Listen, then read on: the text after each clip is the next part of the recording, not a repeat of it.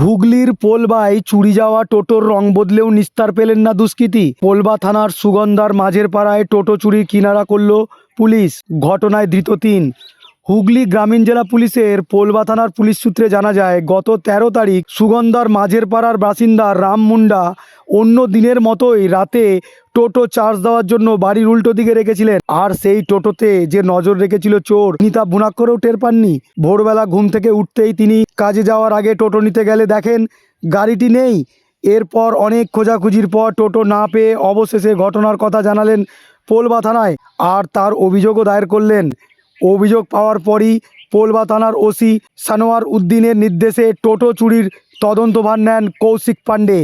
তদন্তে পুলিশ জানতে পারে চুরির ঘটনায় জড়িত দাঁতপুর থানার বাসিন্দা শেখ হাসান।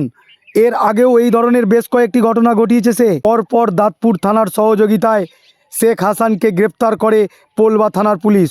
আর তাকে জিজ্ঞাসাবাদ চালিয়ে তদন্তকারী অফিসার কৌশিক পাণ্ডে জানতে পারেন চুরি যাওয়া টোটোটি তার পরিচিত ডানকুনির বাসিন্দা শেখ মোহাম্মদকে মাত্র ১৫,০০০ টাকায় বিক্রি করেছেন শেখ হাসান। শেখ মোহাম্মদ চুরি যাওয়া টোটোটি যাতে চেনা না যায় সেই উদ্দেশ্যে চণ্ডীতলার এক রং মিস্ত্রির কাছে রং বদলাবার জন্য টোটোটি দিয়ে আসেন এবং সেখানে খুব দ্রুততার সঙ্গে রং বদল করা হয়। টোটোটির কিন্তু শেষ রক্ষা হয়নি। পুলিশ দক্ষতার সঙ্গে চুরি যাওয়া টোটোটি উদ্ধার করে অবশেষে টোটো চুরির ঘটনায় জড়িত ৩ দুষ্কৃতীকে শ্রীঘরে পাঠাবার ব্যবস্থা করল পোলবা থানার পুলিশ।